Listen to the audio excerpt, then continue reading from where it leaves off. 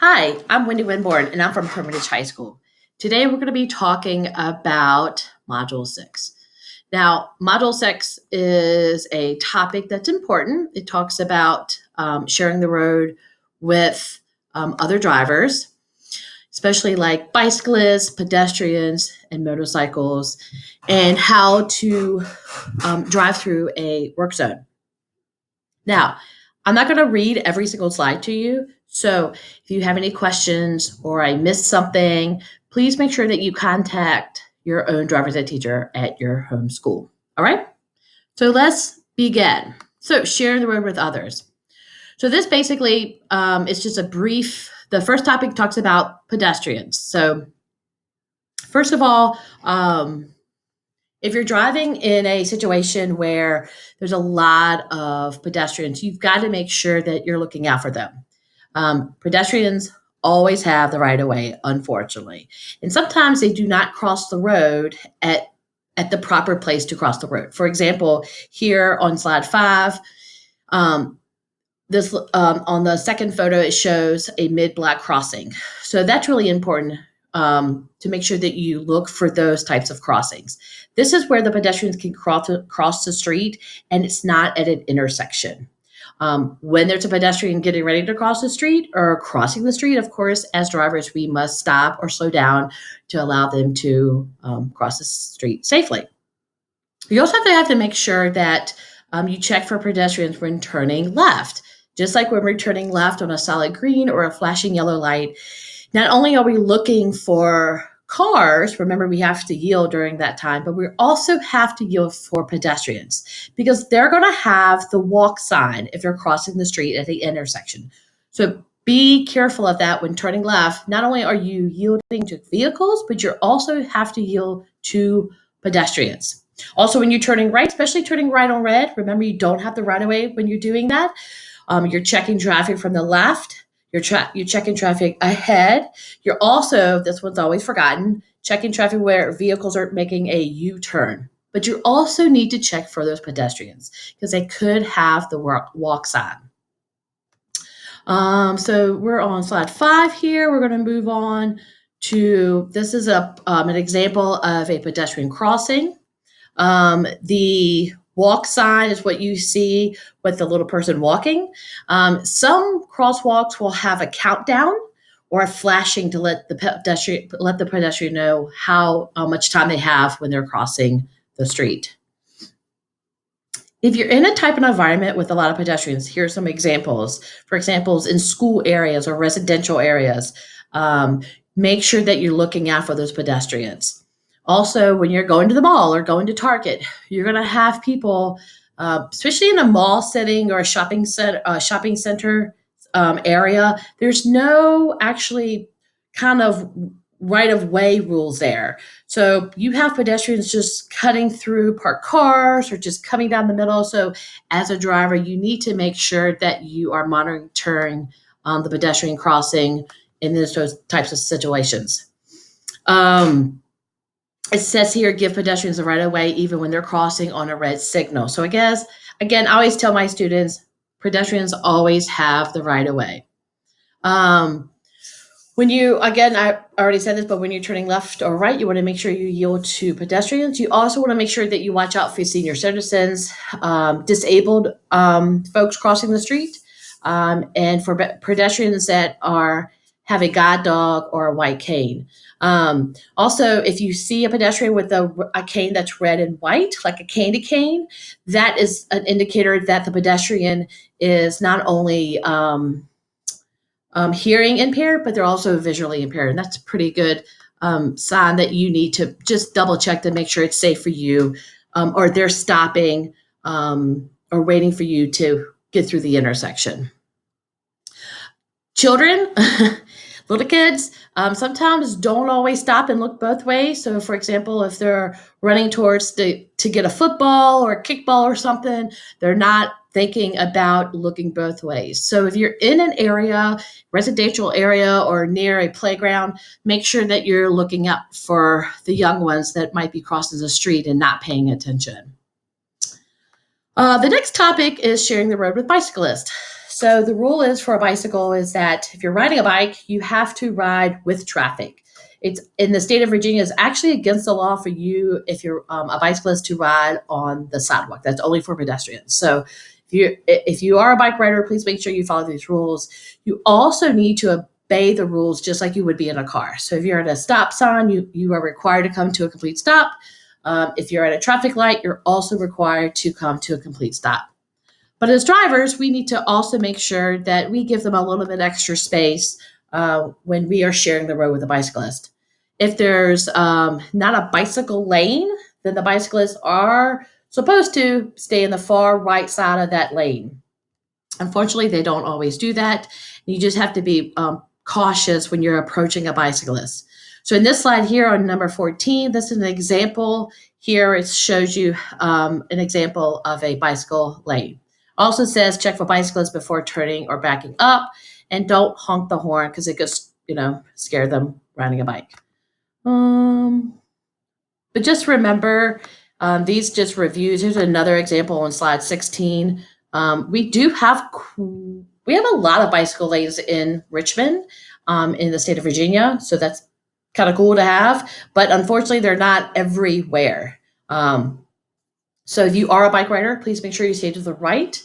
I think this slide coming up shows us the distance. So it says here we need to be about 5 feet. That's the recommended, if you can, and a 3 feet minimum between you and the bicycle. If you can give them more space, that's great. But if you have to travel on the opposite side of the road, please make sure that there's no other traffic coming. When you're turning left or turning right, make sure that you are checking, again, not only for vehicles, but we're also looking for pedestrians and we're also looking for bicyclists.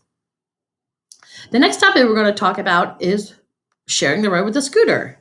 We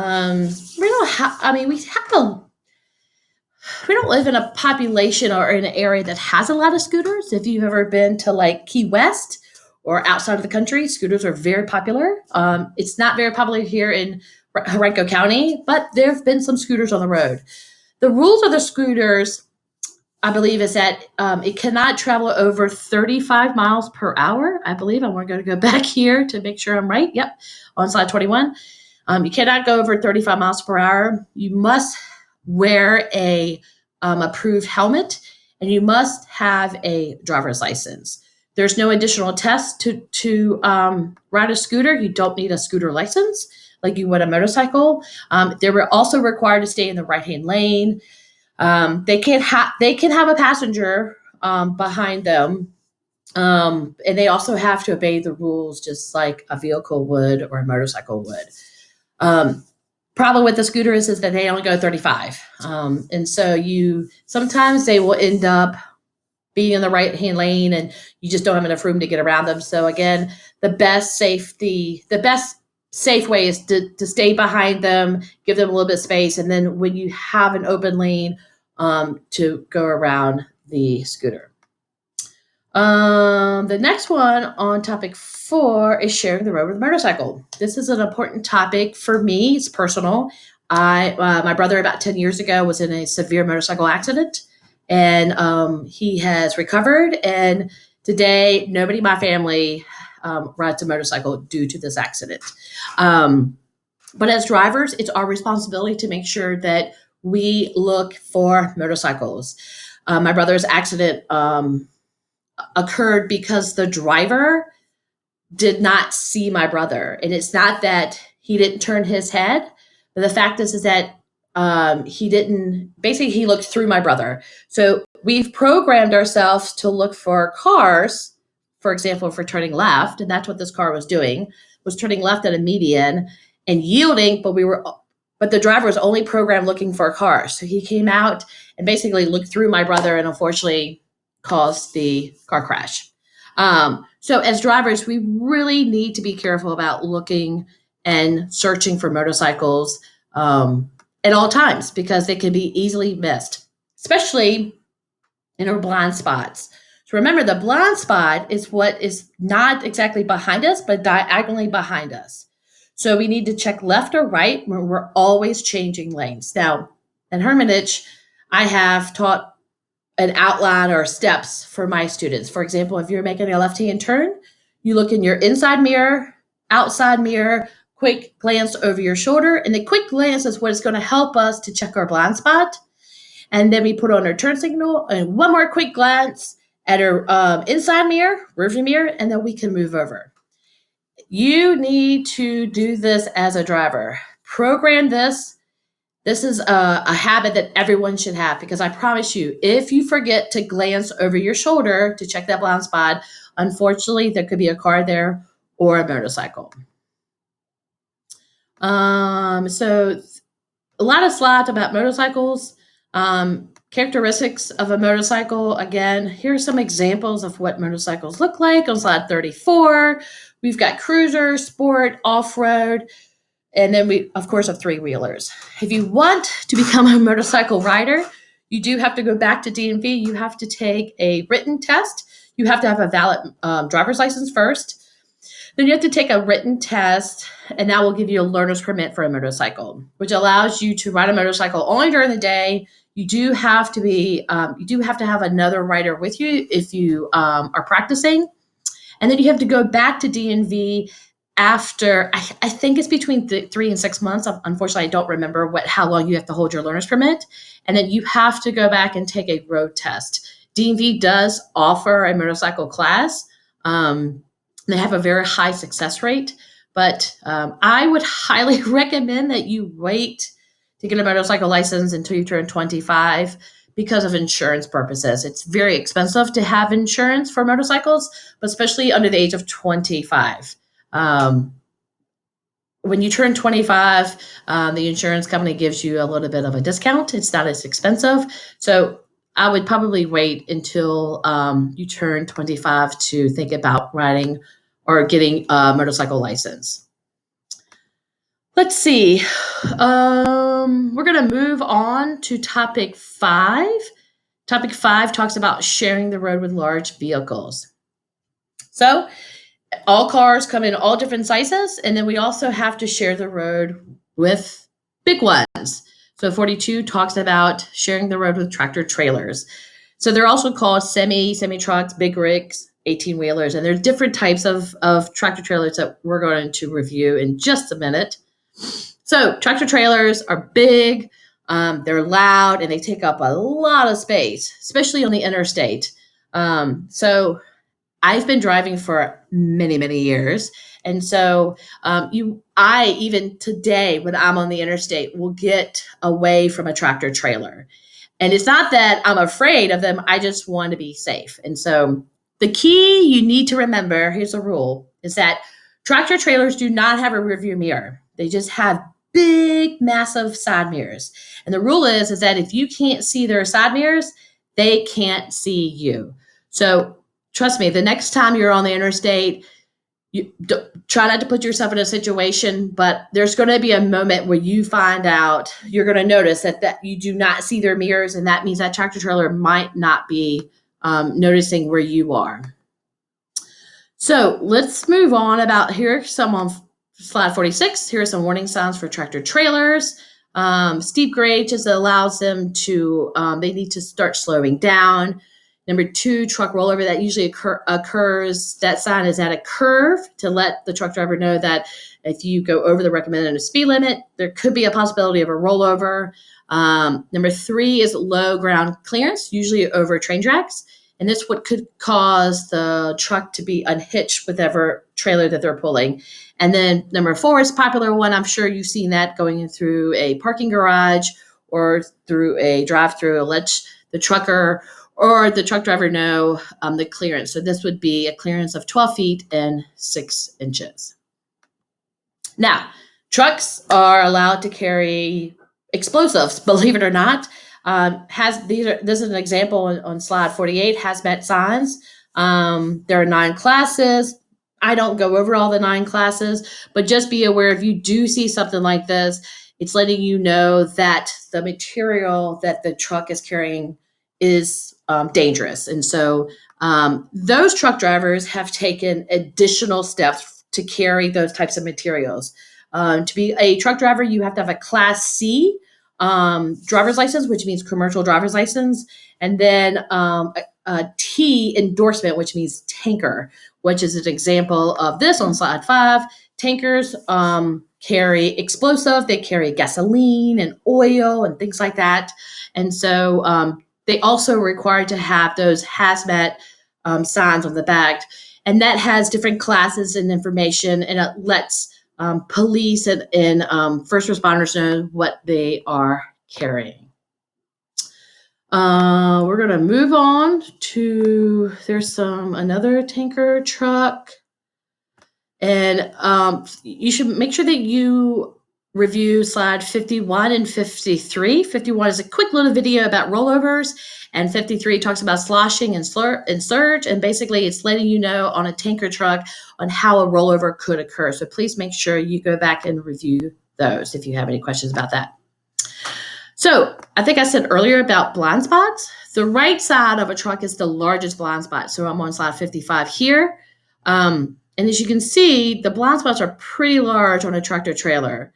So where it says no zone, if there was a car there or a motorcycle, that tractor trailer would not know that there was somebody there. So again, I always tell my students, if you can see their mirrors, the truck driver can see you. If you can't see their mirrors, move away. Find a place where you can see their mirrors, just so you can be safe. Okay, we're going to move on. Talk a lot about blind spots here. Trucks come in very in different sizes and shapes, and so this on slide 56 talks about the length. So some tractor trailers will have the length listed on the tractor trailer.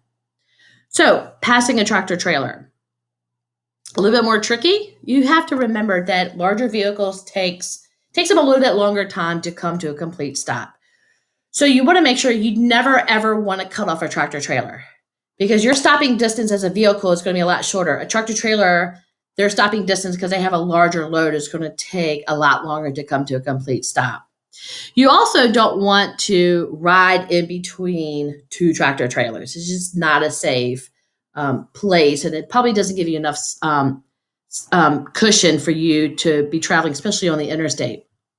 So when you're passing a tractor trailer, a little hint to make sure, if you're passing in front of a tractor trailer, if you're not sure if you have enough space, what you need to do is look for their headlights. If you can see the headlights in your rearview mirror, that's a good indication that you have enough space to move in front of that tractor trailer.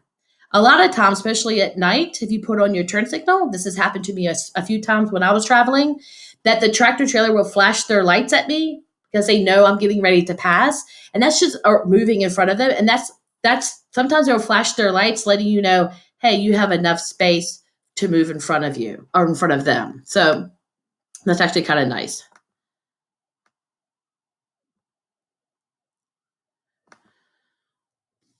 So we're going to move on to stopping distance. I think I've already kind of mentioned this, but here's a slide here that shows you the stopping distance.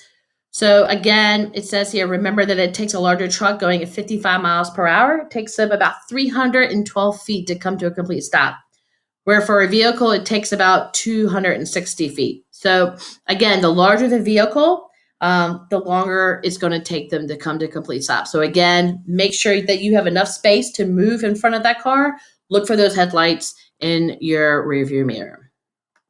So with that, larger vehicles need a larger radius to turn left or to turn right. And so a lot of times, I'm sure you've seen this in I think it was module 4, they talked about a staggered stop at an intersection. So a staggered stop basically means that one of the lanes, usually the left lane, is further back. And you'll notice that on the thick white lines of the intersection, the left lane is further back, and that is going to help for trucks turning left. It usually occurs when the intersection is small and larger trucks need a little bit more space to turn left.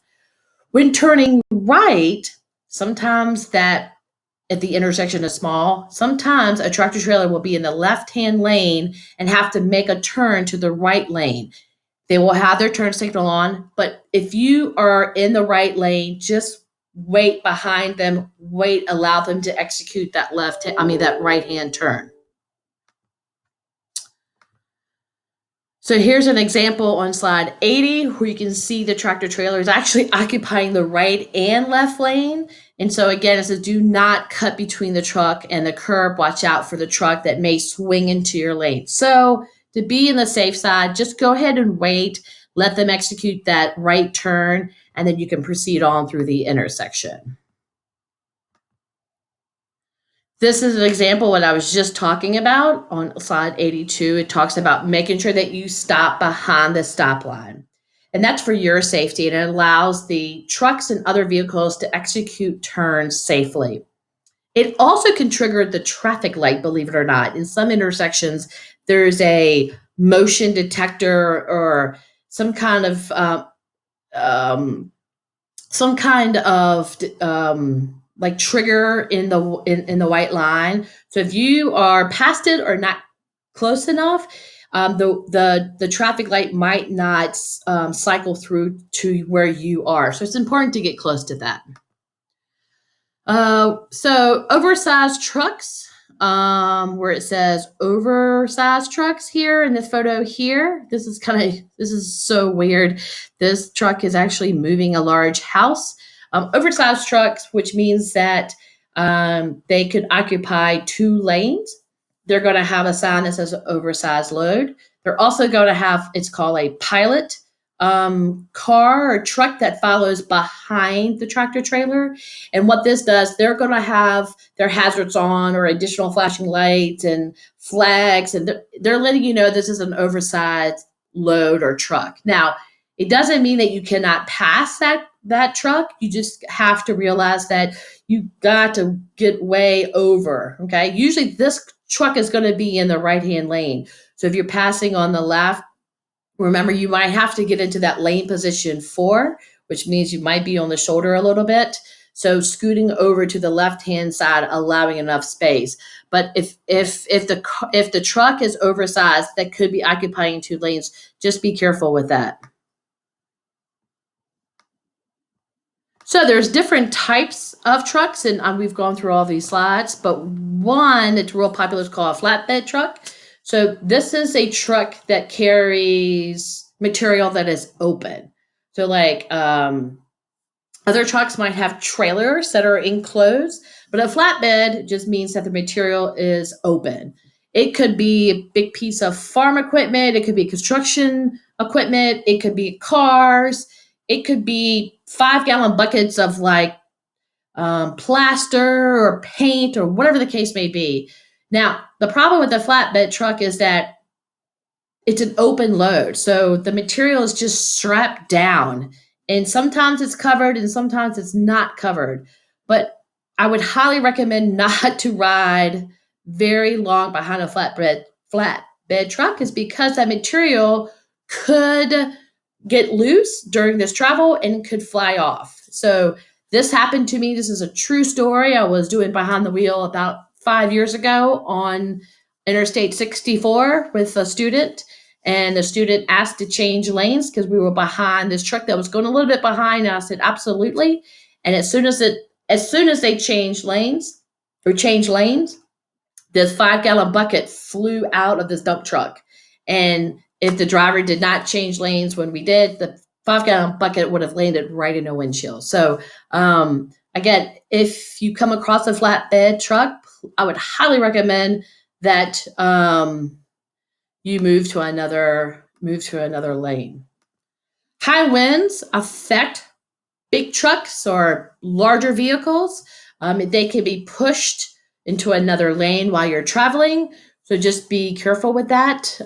Again, large trucks are required to stay in the right lane. Sometimes I've seen them move into the middle lane.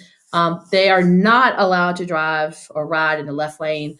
But again, if you are driving near a tractor trailer and it's high winds, I would give them a little bit extra space just in case, because it might be out of their control, and the high winds could push that truck into another lane. So we're going to move on here, still referring to driving with large trucks. Slide 96 talks about truck escape ramps. These are ramps usually, I've seen these up in the mountains, like going towards like Wintergreen. So these ramps are designed to help trucks to brake. Now, these were designed many, many years ago.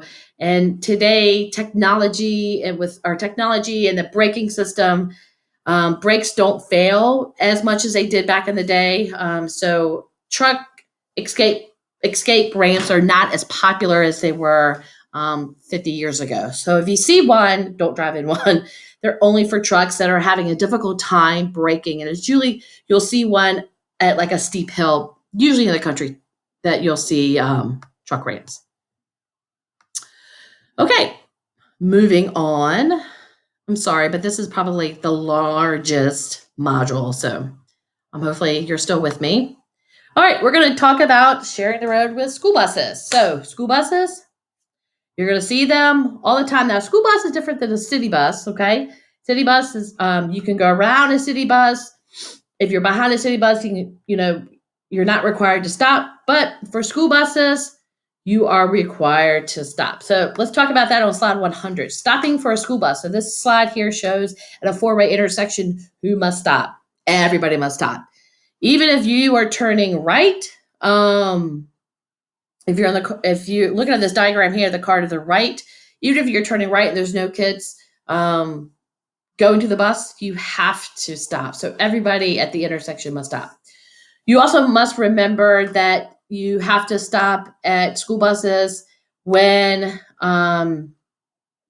you're on the opposite side of the road. Now, this slide here shows there's a median that divides traffic on the other side and from the school bus. So if this is the case, then if there's a physical barrier, a median, a ditch, traffic on the opposite side are not required to stop. So traffic here, the purple, blue, and green car are not required to stop.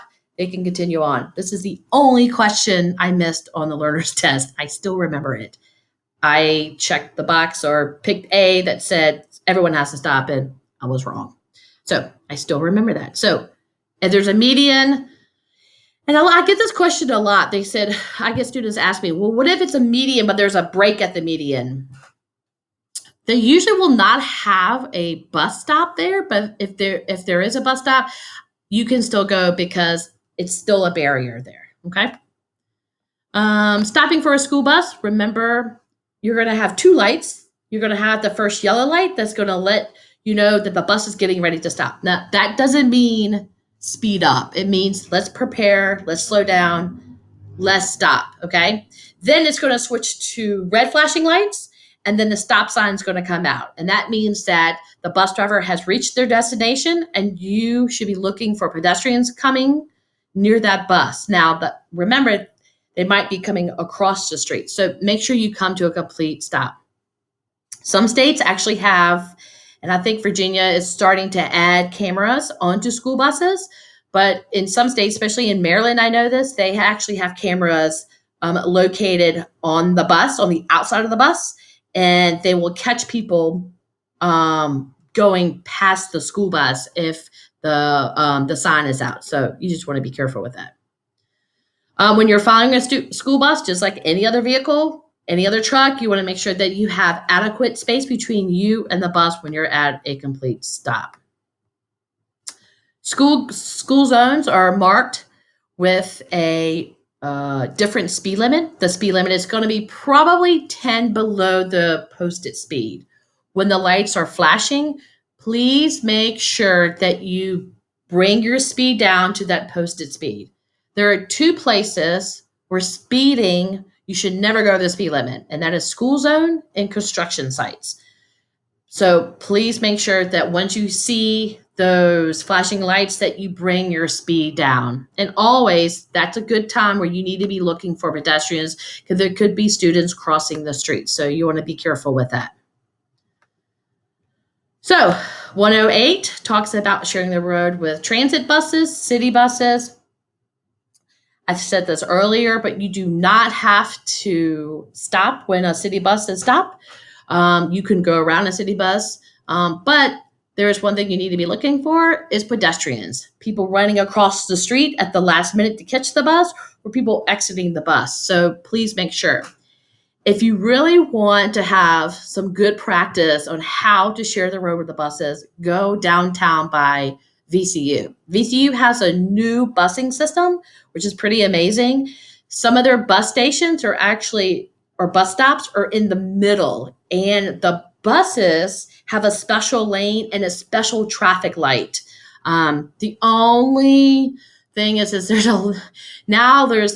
less places for you to turn left onto Broad or to make a U-turn. But once you build up some confidence, definitely go down there. Sundays are a little less trafficy, so go down on Sunday. Start at like Willow Lawn, and then just ride down Broad Street, and you will experience. It's a great system, but they got different traffic lights for the buses and their own lane, but it's good experience and practice. So I would highly recommend it. All right. Topic 111 or slide 111 talks about sharing the road with construction vehicles. Just like any other big vehicle, you kind of want to stay away from them. The key thing that I think about when riding behind a construction vehicle is debris falling off. For example, this slide here shows, I believe that's a cement truck. And so they make cement. And so little pieces of cement can fly off and hit your windshield. Unfortunately, you are responsible for that. Big trucks also pick up rocks and it flies off their trucks underneath. So again, if a pebble or some cement hits your truck or your windshield, you are responsible for it, because technically you cannot prove that piece of cement came off that truck. So to be safe, I would highly recommend not to follow behind those types of vehicles. All right, so we're moving right along. So we're going to be talking about work zones.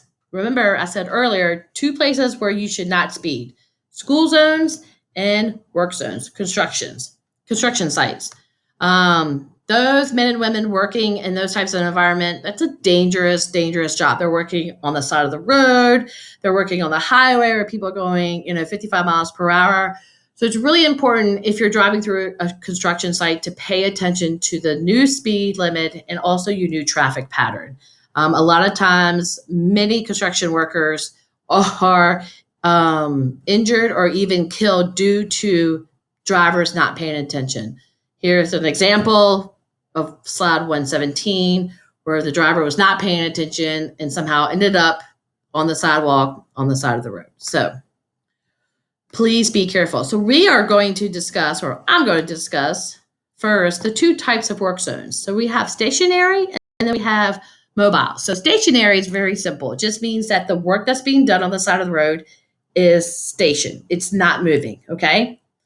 You still could come across a new traffic pattern or a new speed limit. You're always going to come across workers and equipment. So again, slow down. So this slide here on 122 shows a flagger. So this is showing me or you that the right lane is closed. They're only letting traffic go. And then once this traffic clears, the other traffic is going to be coming in the opposite direction. So again, it's really important that you monitor your new traffic pattern and your speed limit. Mobile just means that it's moving. So the equipment is moving. An example would be like paving a road. So paving a road, you've got moving equipment down the road. Now, again, you're going to come across, again, still equipment and employees, construction workers. So please make sure that you monitor your new traffic pattern and that you monitor your new speed limit.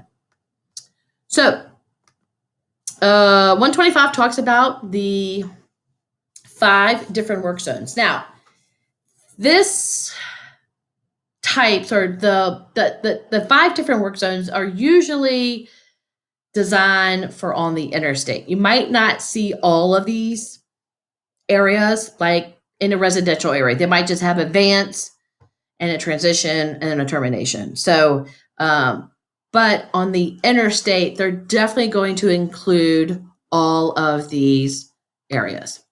So let's first talk about the first one, advanced warning areas. Pretty simple. That's going to be at the beginning. It's going to say, hey, guess what? Construction up ahead, left lane close, right lane close, merge, be aware, prepare yourself. Okay. Pretty simple. Signs, flashing lights, electronic boards letting you know what's happening. The second area is your transition area. This is going to allow time for traffic to move to the new traffic pattern. So if it says left lane ending, everyone's going to move to the right. This is where everyone's going to be moving to the right. This is where kind of traffic could be slowing up if it's congested or people are not getting to the right quickly enough. I always highly recommend don't wait to the last minute. If it says left lane in, just get over to the right. Don't wait to the last minute trying to get ahead of traffic because it can actually make things worse. The buffer area is number 3. This allows you to get used to your traffic, okay? It allows you to, for example, left lane or right, left lane's closed, we're now all in the right lane. So it's getting us used to working in the riding in the right lane, okay? And then station number 4 or area number 4, that's going to be your work area. Now you're going to come to the work. Now you're probably thinking to yourself, I've been in this work zone for miles and I haven't seen any work. It's because they have to allow you to go through all of the stations, 1, 2, and 3. And now we get to station 4. There's the work. And again, this is where you're going to come across equipment and workers. And last but not least is where we have the termination area. This is, we're done. This is where your normal speed is going to go up to your posted speed. And now all lanes are going to be open. So it's really important to make sure, again, to obey the signs, to obey the traffic pattern. And also please make sure that you're not distracted during this time going through a construction site and that you are aware of the new traffic pattern and speed limit. Okay, so I think we're almost done. I believe. Hold on one second. Yep, talking about driving through. Oh, I think we have one more topic. Fantastic. Sharing the road with recreational vehicles. So recreational vehicles like RVs.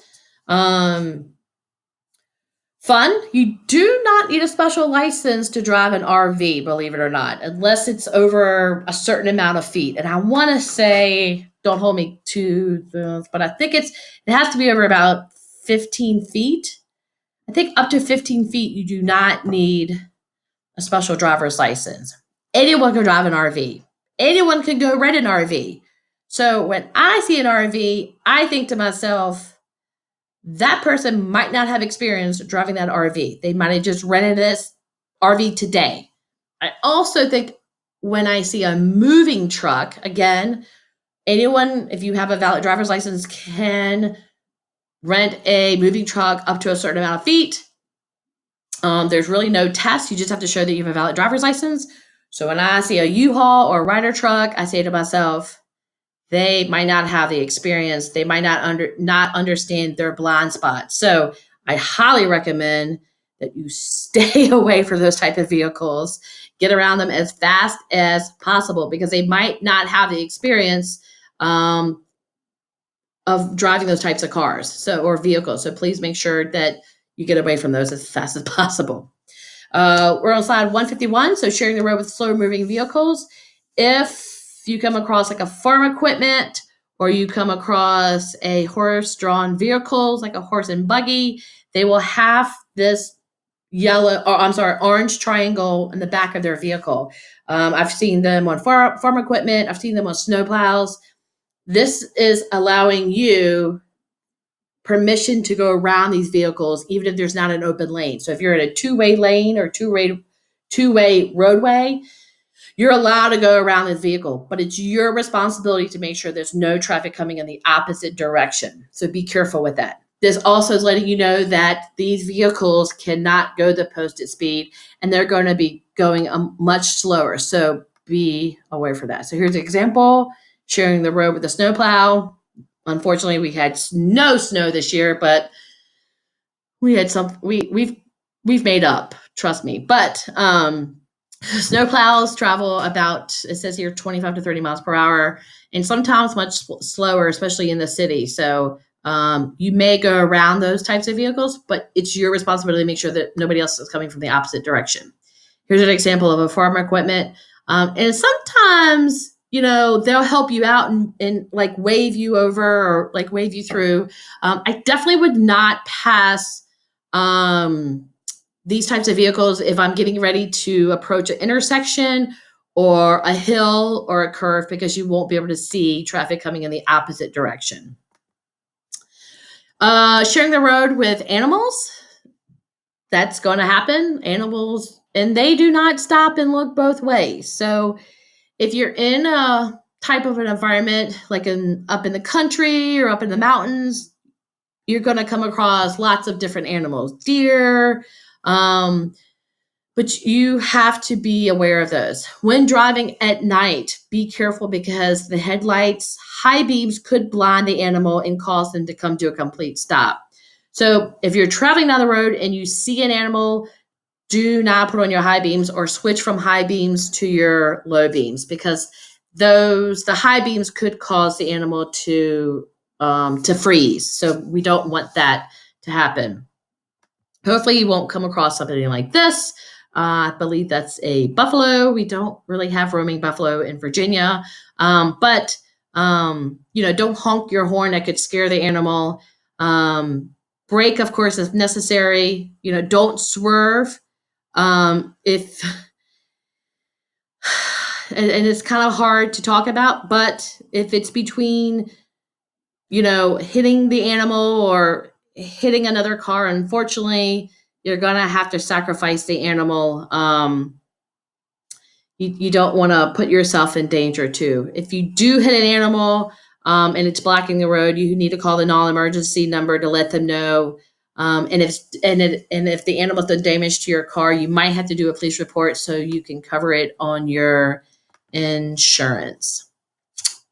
All right. So moving on to even more depressing topic is sharing the road with a funeral procession. The law is that you cannot break through the procession. And so basically everyone that is going to the gravesite will have their headlights on. Usually police officers on motorcycles will be going to each intersection.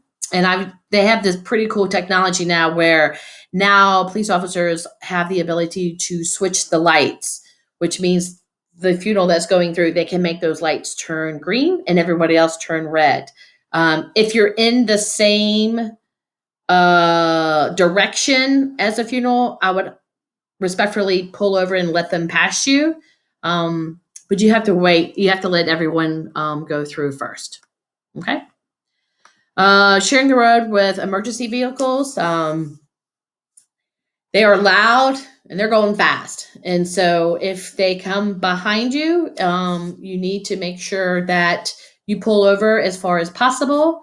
If you're in a tight area, like a two-way roadway, it's really important that you pull over and come to a complete stop, so that gives them plenty of time and space to get around you. If there's multiple lanes, then get to the far right as soon as possible. Unless they're in the right, you're just going to have to make sure that you're paying attention. But allow them enough time and space to get past you.